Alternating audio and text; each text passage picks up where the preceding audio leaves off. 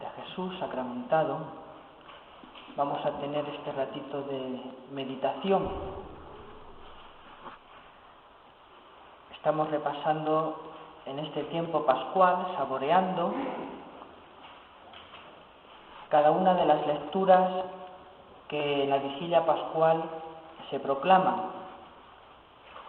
Y hoy llegamos a la segunda lectura de la vigilia pascual, que relata un episodio de todos conocido. Es la prueba a la que Dios sometió a Abraham, pidiéndole que sacrificara a su hijo Isaac. El texto lo tenéis en la octavilla que os están dando y lo podemos leer para luego ahora comentar. ¿Alguien quiere leerlo?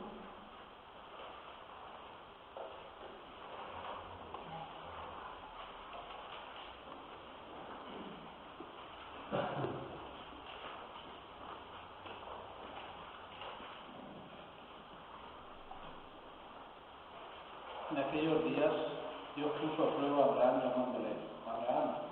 Él respondió: aquí me tienes. Dios le dijo: toma a tu hijo único, al que quieres, a Isaac, y vete al país de Moria y ofrécelo allí en sacrificio en uno de los montes que yo te indicaré. Abraham madrugó, aparejó el asno y se llevó a 2 criados y a su hijo Isaac. Cortó leña para el sacrificio y se encaminó al lugar que le había indicado Dios. El tercer día levantó Abraham los ojos y descubrió el sitio del efod. Y Abraham dijo a sus criados: quedaos aquí con el asno. Yo con el muchacho iré hasta allí para adorar y después volveremos con vosotros. Abraham tomó la leña para el sacrificio, se la cargó a su hijo Isaac, y él llevaba el fuego y el cuchillo. Los dos caminaban juntos. Isaac dijo a Abraham, su padre: Padre. Él respondió: aquí estoy, hijo mío. El muchacho dijo: tenemos fuego y leña, pero ¿dónde está el cordero para el sacrificio? Abraham contestó: Dios proveerá el cordero para el sacrificio, hijo mío. Y siguieron caminando juntos.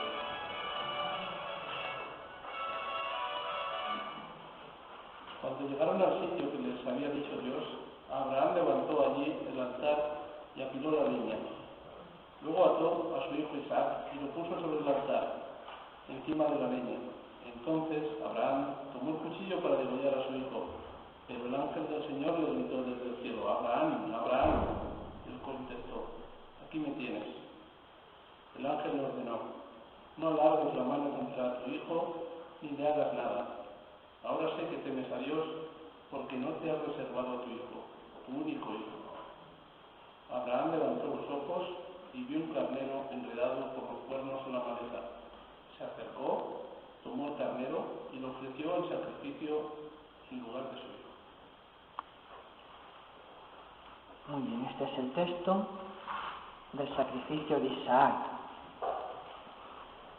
El texto se abre poniendo en antecedentes al lector. Dios puso a prueba a Abraham. De modo que el lector, desde el principio, sabe que Isaac no va a estar en peligro, que la prueba es para Abraham, que Dios no puede pedir el sacrificio de una víctima humana, sino que va destinada más bien la prueba a comprobar la fe de Abraham, a llevarle a abandonarse totalmente en Dios. Sin embargo, esto lo sabe el lector, porque se lo sugiere así el texto inspirado.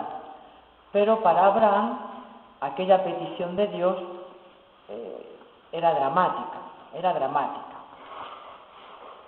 Dios le llama 2 veces: Abraham, Abraham.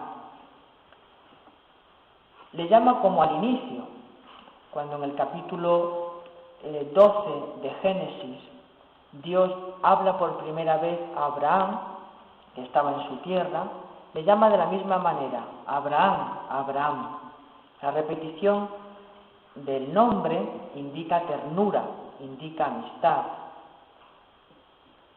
Y Abraham respondió, aquí estoy.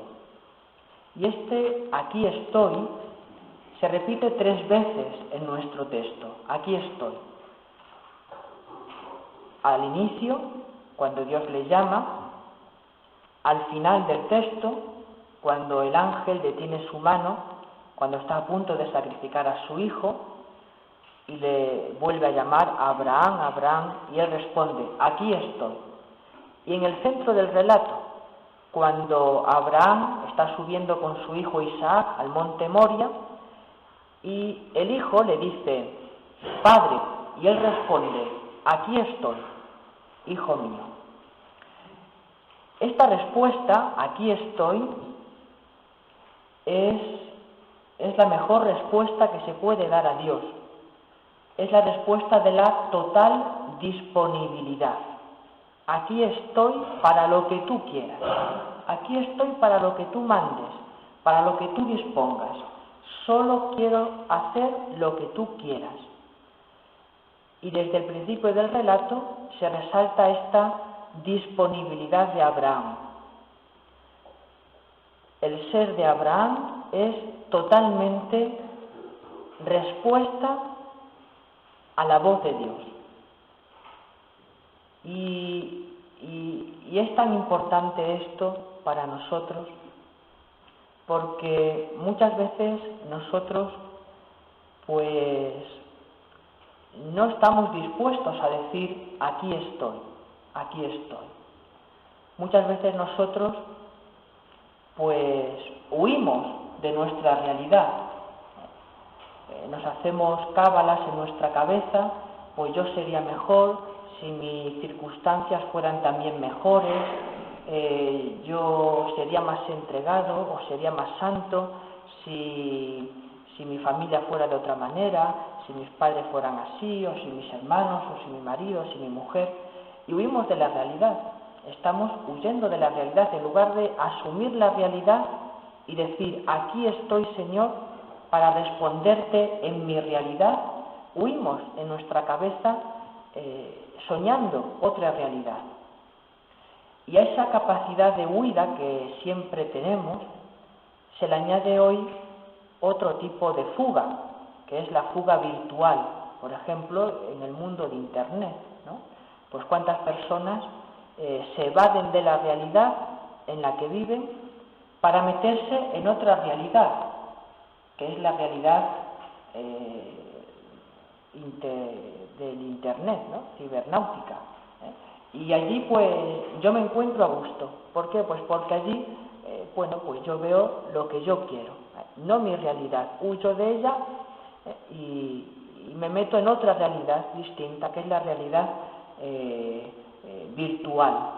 Incluso sabéis, que muchos chicos, puede ser que no se lleve bien con sus compañeros, pero luego pueden tener 100 amigos en el Twenty o en el Facebook y con ellos qué bien se llevan, claro, a distancia y hablando solamente con palabras de texto, pero luego ya con los chicos que tienen el instituto ya no se lleva tan bien, porque la realidad pues es la fuga, es la tentación que tenemos siempre de huir de nuestra realidad. Es la tentación de no responder, aquí estoy, Señor, aquí estoy, en mi realidad, no huyo de ella. Aquí me has puesto y aquí tengo que florecer, y aquí tengo que responderte positivamente, como Abraham, aquí estoy, no huyo de mi realidad, aquí estoy, solo quiero querer lo que tú quieras, aquí estoy. Y junto a esta disponibilidad de Abraham, el texto resalta su fe, la fe de Abraham, la confianza ilimitada que tenía en Dios. Dios le pide algo terrible, le pide que sacrificara a su hijo, el hijo de las promesas. Estamos en el capítulo 22 del Génesis. Desde el capítulo 12, es decir, desde hace 10 capítulos, Dios no ha cesado de prometer a Abraham que le va a dar una descendencia y le va a dar una tierra para que la ocupe la descendencia. Estas son las dos grandes promesas que Dios comienza a hacerle a Abraham en el capítulo 12. Y Abraham al principio pues no sabía a qué se refería esa descendencia. Él era anciano, su mujer también, ya estéril, no podían tener hijos. Entonces, pues será que yo tenga descendencia con mi criada. Entonces tiene a su hijo Ismael, y Dios le dice, no va a ser Ismael el hijo de la promesa, va a ser uno de tu mujer, de Sara. Y tiene que despedir a Ismael, y finalmente se queda con Isaac. Entonces, en Isaac reposaban todas las promesas de Dios. En Isaac estaba cifrado el futuro de Abraham, el futuro de Abraham. Y ahora Dios le pide que renuncie a este futuro, con la petición que le hace de que le sacrificara a su hijo. Dios le va pidiendo a Abraham cada vez un despojamiento cada vez mayor. Cuando le hizo salir de su tierra, en el capítulo 12, le hace morir al pasado. Deja la casa de tu padre, la tierra de tu padre, y vete a una tierra que yo te mostraré. Le hace romper con su pasado. Y ahora parece que le está queriendo despojar de su futuro, al decirle que le sacrifique a su hijo. Y sin embargo, Abraham no duda, no pregunta, pero ¿cómo es posible que antes me dijeras que en mi descendencia no iba a ser Ismael, sino que iba a ser Isaac, y ahora me la quitas? ¿Cómo puede ser esto? No se queja ante Dios. Nosotros que nos quejamos tantas veces de las cosas que nos ocurren en la vida, de los reveses, de cosas que no sabemos encajar muy bien en lo que yo pensaba que era la voluntad de Dios en mi vida. Pues Abraham no se queja, porque inmediatamente después de que Dios le da la orden, él madrugó, aparejó el asno y se llevó a 2 criados y a su hijo Isaac. No se queja, no discute a Dios, pero bueno, ¿y estos planes que ahora me das? Si me habías dicho antes otras cosas. No. Prontitud en la respuesta. ¿Por qué? Porque confiaba plenamente en Dios. Yo no sé lo que vas a sacar de aquí. A mí me parece que hay una contradicción entre lo que me decías antes y lo que ahora me estás pidiendo. Pero sé que ni antes ni ahora te vas a contradecir. No sé cómo te las arreglarás, pero sé que vas a cumplir tu palabra. Sé que me vas a conservar a mi hijo. Y de hecho, cuando después se despide de los criados, les dice, quedaos aquí con el asno, yo con el muchacho iré hasta allá para adorar, y después no dice, volveré con vosotros, porque al hijo ya lo ha dejado sacrificado en el monte, sino que dice, y después volveremos con vosotros. Él tiene la certeza de que Dios va a seguir cumpliendo su promesa, de que sobre Isaac va a fundar un gran pueblo.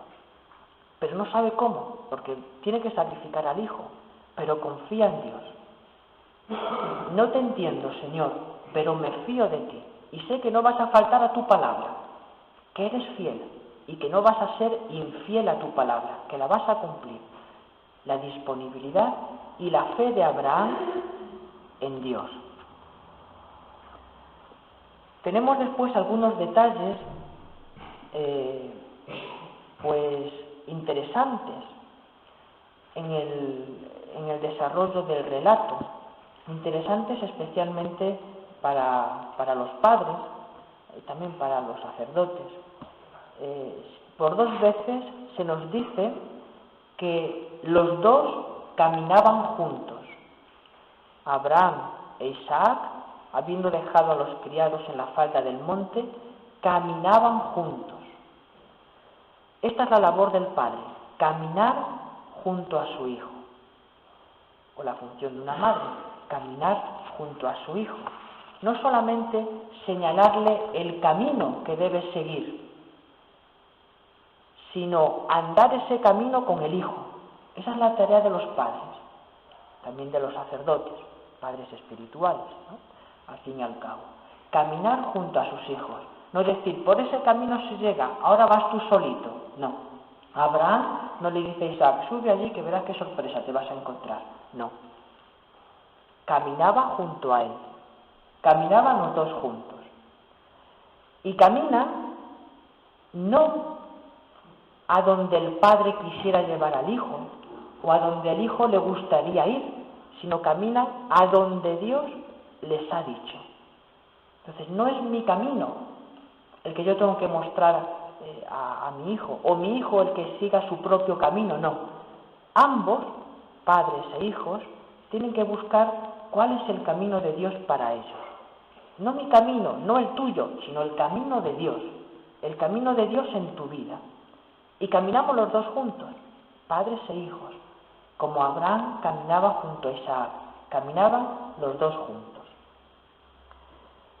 Y allí, llegados los dos juntos a la cima del monte, Abraham se dispone a sacrificar al hijo. Empuña la daga y se pone a degollar al hijo.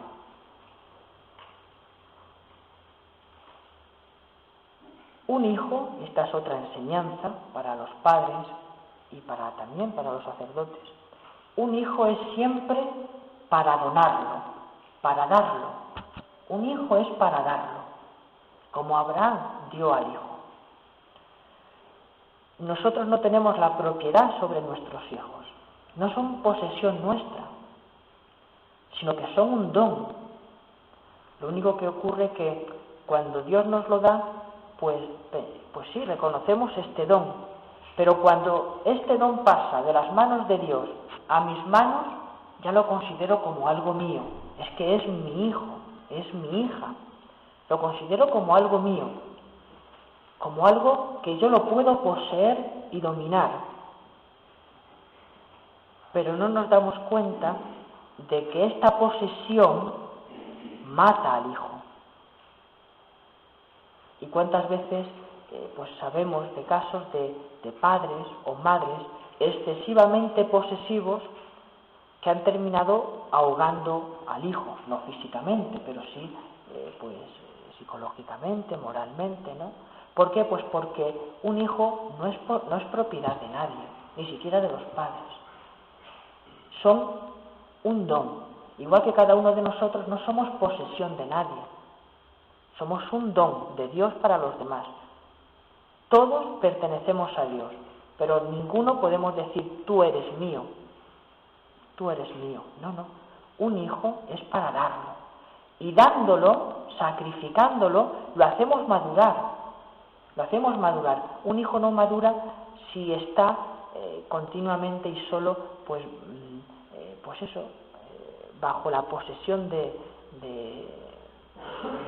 unos tutores o de un padre o de una madre. No, hay que dar al hijo. Hay que saber sacrificarlo como Abraham. Un hijo es para darlo. Y dándolo y reconociéndolo como un don de Dios para mí y para los demás, es como el chico madura. Es como el chico cumple su vocación. Pues bien, este es el relato del sacrificio de Isaac. ¿Por qué este relato ha entrado a formar parte de las lecturas de la vigilia pascual? Por varias razones que no se os escapan. La primera, porque este episodio es como una anticipación del misterio pascual de Cristo. ¿Cuáles son esos paralelismos que podemos establecer entre este episodio y la Pascua de Cristo? Pues mirad, Abraham es como una figura de Dios Padre que da su Hijo al mundo para que el mundo tenga vida. Hay una gran semejanza entre la orden que Dios da a Abraham y un texto de San Juan. Dios le dice a Abraham, toma a tu hijo, a tu único, al que amas, a Isaac, y vete a la tierra de Moria y ofrécelo Y en Juan, capítulo 3, versículo 16, se dice: tanto amó Dios al mundo que le dio a su Hijo único. Hay un gran paralelismo. Hay un Padre. En el caso de Génesis, Abraham. En el caso del Nuevo Testamento, Dios. Un Padre que tiene un Hijo muy amado.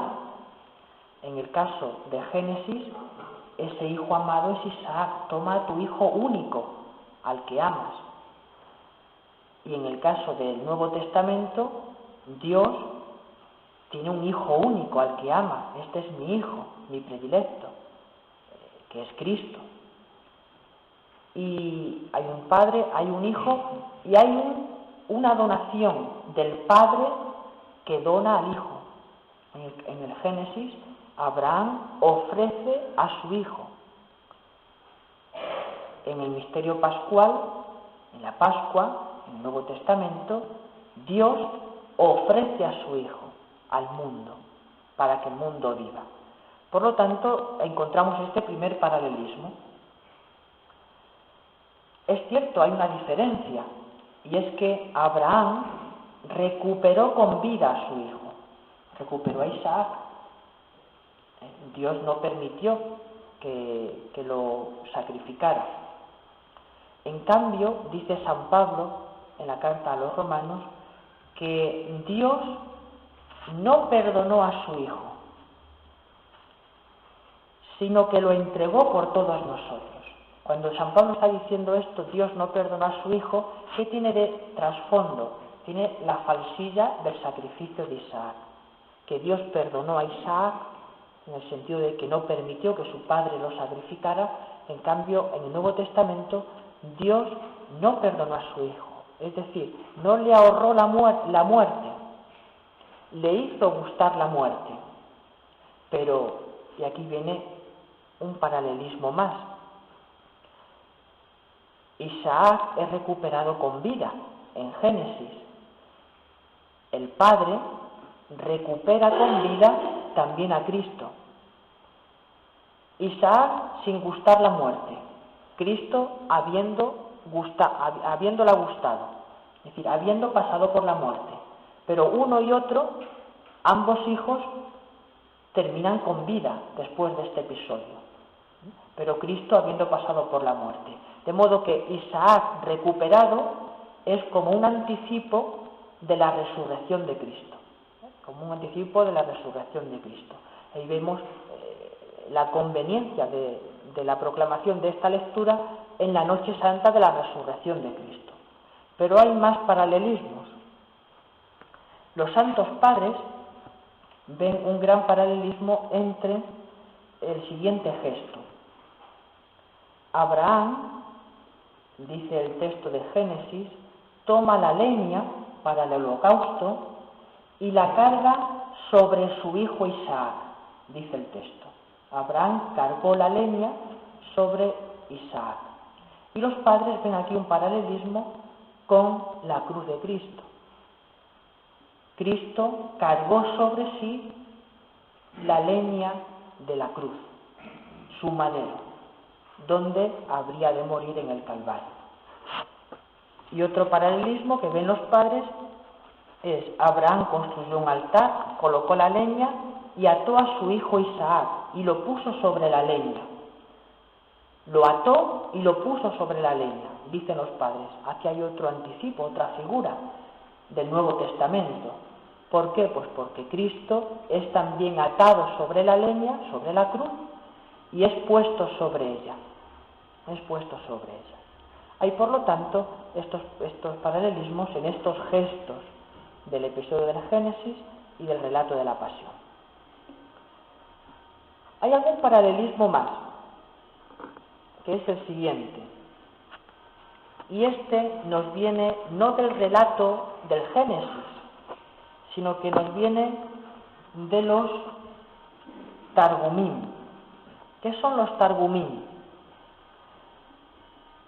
Mirad, el pueblo de Israel hablaba hebreo y las escrituras sagradas estaban escritas en hebreo. Sin embargo, a raíz del exilio, a partir del siglo V a.C., el pueblo de Israel no hablaba el hebreo. El hebreo había quedado reducido a ser la lengua del culto, nada más, porque era la lengua en la que estaban escritas las escrituras de Dios, las escrituras santas. Entonces solamente se utilizaba en el templo el hebreo. ¿Cuál era el idioma que hablaba el pueblo llano, en las conversaciones diarias? El arameo, que era el que también habló Jesús, el arameo. Cuando el pueblo iba a la sinagoga a escuchar la palabra de Dios, la tenían que escuchar en hebreo, porque Dios, para los hebreos, habla en hebreo. Entonces no se podía traducir. Había que leer la palabra de Dios en la misma lengua en la que ha sido hablada por Dios. Entonces, la palabra de Dios era proclamada en hebreo, pero no lo entendían, no entendían el hebreo. Es como si nosotros, pues en la liturgia de la misa, la palabra de Dios se leyera en latín, ¿no? Pues podemos entender alguna cosilla, pero no comprenderíamos todo, en absoluto. Pues igual en el pueblo de Israel, cuando iban a las sinagogas, se proclamaba la palabra de Dios en hebreo, por el respeto que se tenía a la palabra dicha por Dios. Pero para que el pueblo lo entendiera, después se traducía este texto al arameo, que era la lengua que hablaba el pueblo. Este es el origen de lo que se llaman los targumim. Estas traducciones al arameo poco a poco se van a ir escribiendo, se van a poner por escrito y van a quedar escritas estas traducciones. Pero no eran meras traducciones, sino que eran traducciones que daban una cierta explicación a ciertos pasajes difíciles de la Biblia. Entonces, los hebreos escuchaban la traducción, pero también a la vez la explicación de ciertos versículos, ¿no? Esos son los targumim. Pues bien, los targumim existían ya desde el siglo III, II antes de Cristo. Y Jesús, cuando iba a la sinagoga, se adaptaba a estos usos y lo utilizaba, ¿no? Él escuchaba la palabra de Dios en hebreo y después el targum, lo que era la traducción al arameo. Pues bien, en uno de estos targumim, lo tenéis en la octavilla, que os he entregado en la segunda cara, en la cara del reverso, tenemos la traducción de este texto que hemos leído del Génesis, pero con la explicación de ciertos versículos, la explicación o la actualización. Y así, por ejemplo, tenemos este diálogo que tiene Isaac con su padre Abraham en el momento en que Abraham le está atando para sacrificarlo. Este diálogo no está en el texto inspirado y no es inspirado por Dios, es una traducción glosada, pero como se leía en las sinagogas y eran de una gran antigüedad, gozan de una gran autoridad en el pueblo de Israel. En el pueblo de Israel. Pues bien, dice así este diálogo que tienen Isaac y Abraham. Isaac tomó la palabra y dijo a Abraham su padre: Padre mío, átame bien para que no te golpee con mis pies, de tal manera que tu ofrenda no se vuelva inválida y que sea yo precipitado, tal vez, en la fosa de perdición, en el mundo venidero.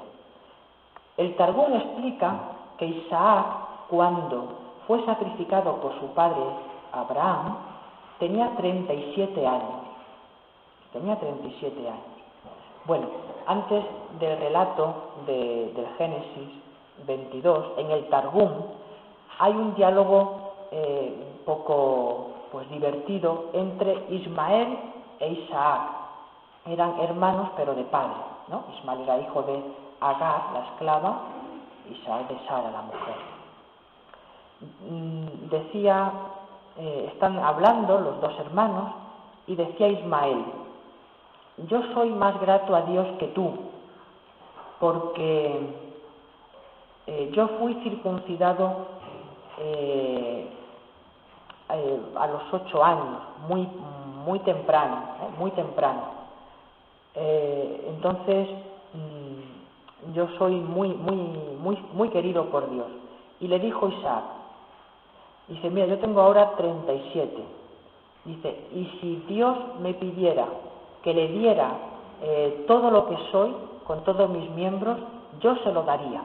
Entonces, a continuación viene la prueba, viene la petición que Dios le hace a Abraham.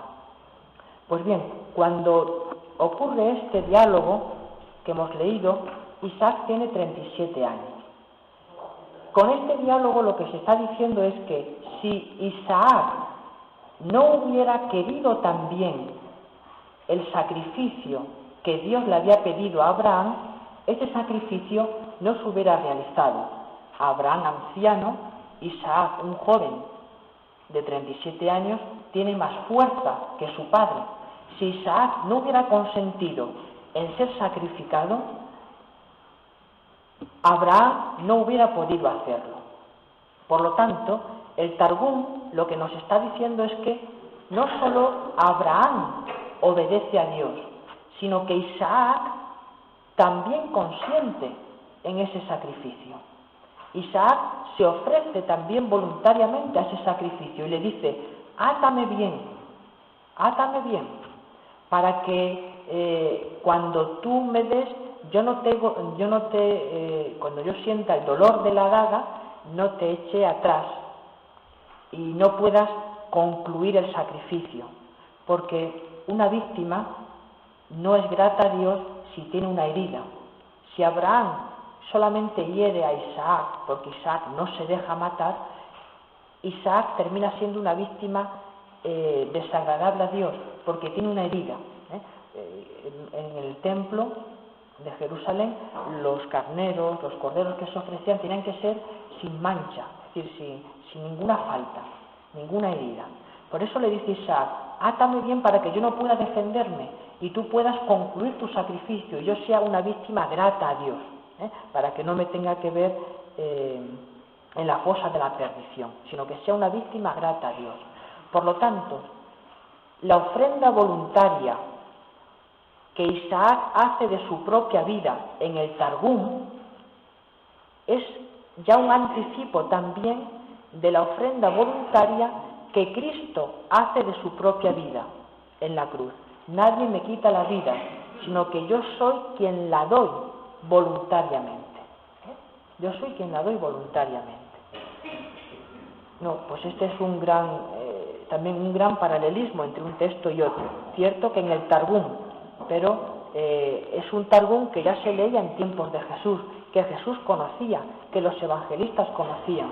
Por lo tanto, era un Targum que no estaba, era un relato que no estaba en las Escrituras Santas, pero sí estaba en la espiritualidad del pueblo hebreo. Entonces vemos un anticipo del sacrificio voluntario de Isaac como anticipo, como figura del sacrificio voluntario de Cristo. Y finalmente,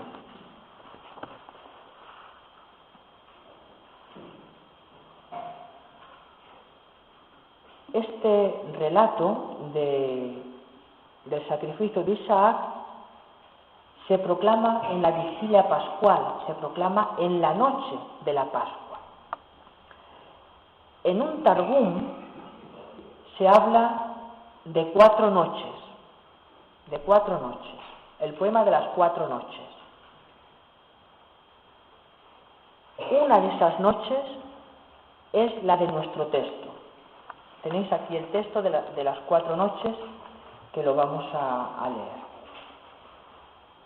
Este Targum es una traducción y un comentario a Éxodo 12, que es cuando se relata la primera Pascua, cuando Israel salió de noche de Egipto. Y dice el texto del Targum: noche de vela y predestinada para la redención en el nombre de Yahvé, en el tiempo de la salida del país de Egipto de los hijos de Israel liberados. Solo 4 noches son las que están escritas en el libro de las memorias. La primera noche, cuando se apareció Yahvé sobre el mundo para crearlo. El mundo era confusión y caos, y la oscuridad estaba extendida sobre la superficie del abismo, y la palabra de Yahvé era la luz y lucía, y la llamó noche primera. Era el texto que comentamos el jueves pasado, primera lectura de la vigilia pascual. La noche segunda, cuando Yahvé se apareció a Abraham, centenario, y Sara, su mujer nonagenaria, para cumplir lo que dice la Escritura. Por ventura Abraham de 100 años engendrará, y su mujer Sara de 90 años parirá. E Isaac tenía 37 años, cuando fue ofrecido sobre el altar. Los cielos descendieron y bajaron, e Isaac vio sus perfecciones, y quedaron nublados sus ojos por sus perfecciones, y la llamó segunda noche. Según el Targum, el sacrificio de Isaac se realizó de noche, y es la segunda lectura que se proclama en la noche de la Pascua. Tercera noche, cuando Yahvé se apareció a los egipcios a medianoche, su mano daba muerte a los primogénitos de los egipcios, y su diestra daba protección a los primogénitos de Israel para cumplir lo que dice la Escritura. Mi hijo primogénito es Israel, y la llamó tercera noche. Es la noche de la liberación de Egipto, la noche en la que Egipto atraviesa el Mar Rojo, y por la mañana ve a todos los egipcios en el agua, que es la tercera lectura de la vigilia pascual, y que ya comentamos otro año. La cuarta noche, cuando llegue el mundo a su fin para ser redimido, los yugos de hierro serán quebrados, y la generación malvada será aniquilada, y Moisés subirá de en medio del desierto, y el rey Mesías de lo alto. Uno caminará a la cabeza del ganado, y otro caminará a la cabeza del ganado, y su palabra caminará entre los dos, y yo y ellos caminaremos juntos. Esta es la noche de la Pascua por el nombre de Yahvé, noche reservada y fijada para la redención de todas las generaciones de Israel.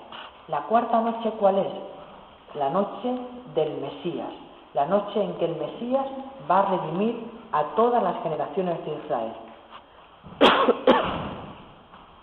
Fijaos, en la noche santa de la Pascua se proclaman las lecturas de las 3 primeras noches, la de la creación, la del sacrificio de Isaac, que según el Targum sucedió de noche, y la del paso del Mar Rojo. Las 3 se proclaman en la cuarta noche que ya es la definitiva, la noche de la resurrección de Cristo, la noche del Mesías. Y de hecho, los textos de la Pascua hacen hincapié en que las mujeres fueron muy de madrugada al sepulcro y ya estaba vacío. La resurrección había acaecido antes, había acaecido durante la noche. Por lo tanto, este es otro gran paralelismo, ¿no?, entre el texto del sacrificio de Isaac y la noche pascual. Y vemos en ello también la conveniencia de que esta lectura sea incluida en la noche de la vigilia pascual. ¿Cuáles son los frutos? Los frutos del sacrificio de Isaac y los frutos del sacrificio de Cristo. Pues dice el texto: por tu descendencia se bendecirán todas las naciones de la tierra. Le dice a Abraham: por tu descendencia se bendecirán todas las naciones de la tierra. ¿Cuál es la descendencia de Abraham? Jesús. Cristo es el hijo de David y el hijo de Abraham.